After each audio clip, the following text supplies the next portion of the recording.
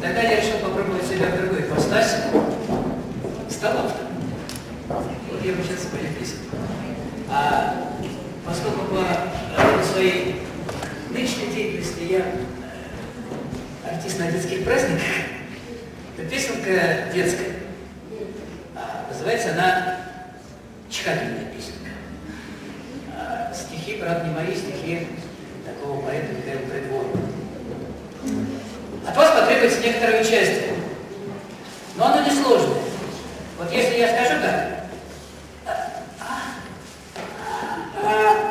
то вы сразу скажете «Чхи».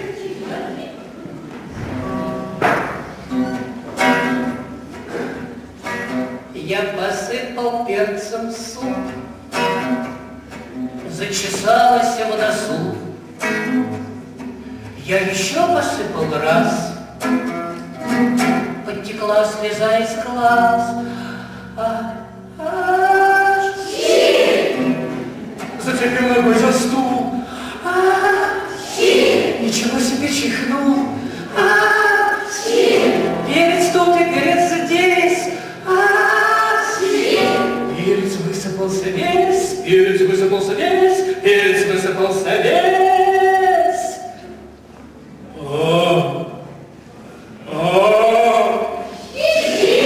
Это папа строгий босс.